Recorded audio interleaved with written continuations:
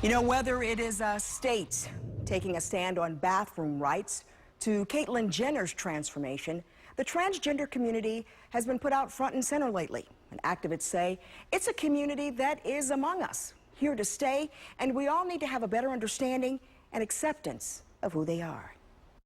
I want people to know who I am first and what I'm all about before they know or make a judgment call based on my appearance. Karen Kendra Holmes wears so many hats.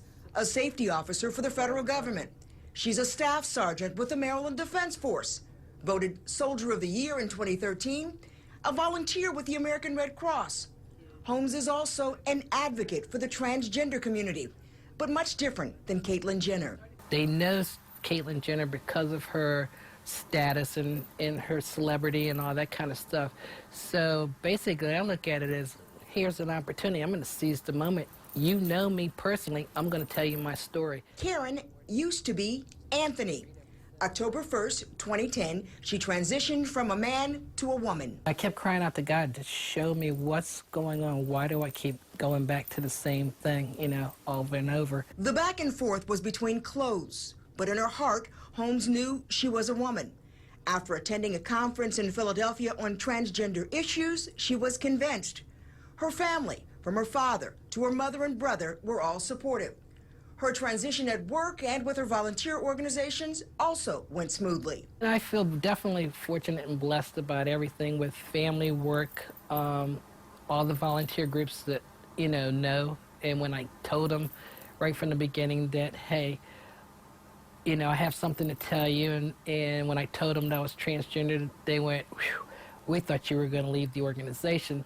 To me, that was awesome. Holmes set her plan in motion.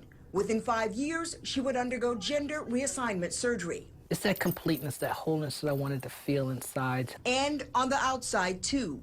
She remembers one incident in particular. I was having the total knee replacement at one of the hospitals, and they were going through my medical stuff as far as for treatment. And they said, what's this medication for? And I told them.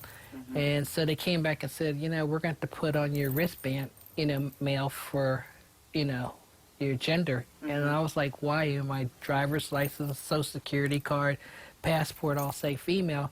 Why do I have to have male? Well, we don't want to shock the OR staff. Today, Holmes uses her previous experiences to educate others. She speaks with families whose young children are having gender identity issues, as well as medical students. And I told them, I said, you are going to be the one that's either going to make or break a life of a transgender person in your care. And I said, it's up to you now to change that whole mentality. She wishes the rest of society would follow. But laws like what states like North Carolina are passing about who can use what bathroom are discouraging, she says. I don't know why, you know, people are so hung up about the bathroom issue. It's like, you know, transgender people are like every other normal person. We just want to go to the bathroom and bug out. You know, we're not there to camp out or scope out anything that's going on in the bathroom. We have so many transgender people. They want to be happy for who they are. They transition to be happy, but because of the way society is, they either lose their family, their jobs, their homes, and then they commit suicide. Holmes is no Caitlyn Jenner, but wants to offer hope for real people going through the struggle. She was married for 18 years. Now she's moved on to a new chapter, just trying to live a new normal, but still very mindful of the light she left behind. I'll still never forget where I came from.